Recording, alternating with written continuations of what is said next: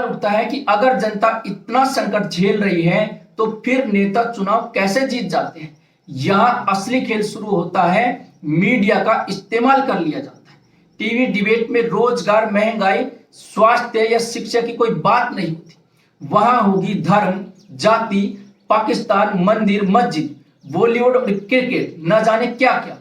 यानी जनता का ध्यान असली मुद्दों से हटाकर उन चीजों पर लगा दो जिनसे गुस्सा तो बहुत आता है लेकिन पेट खाली ही रहता है।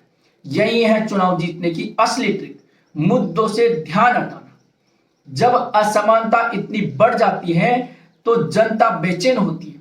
इस बेचैनी को संभालने के दो रास्ते, या तो असली सुधार करो, शिक्षा, रोजगार, स्वास्थ्य में निवेश करो, लेकिन वो मुश्किल काम है।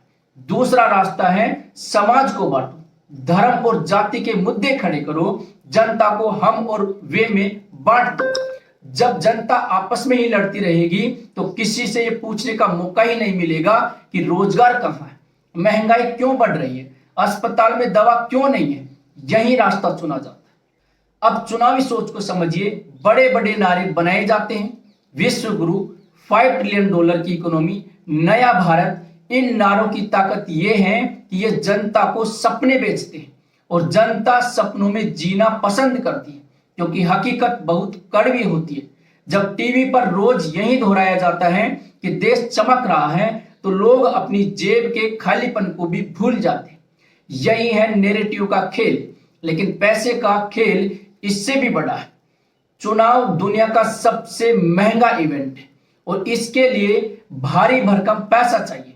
ये पैसा कहां से आता है? बड़े बड़े कॉरपोरेट और उद्योगपतियों से। और जब पैसा उनसे आएगा तो नीतियां भी उनके ही पक्ष में बनेगी। आप सोचिए, अगर कोई उद्योगपति चुनाव फंडिंग में करोड़ों रुपए दे रहा है तो क्या सरकार उसकी बात नहीं सुनेगी? और जब ये फंडिंग गोपनीय बना दी जाए, जैसे इलेक्टोरल बॉन्ड, तो जनता को कभी पता ही नहीं चलेगा कि कौन किसे फंड कर रहा है। ऐसे में नीति बनती है अमीरों के लिए, लेकिन नारा लगाया जाता है गरीबों के नाम पर।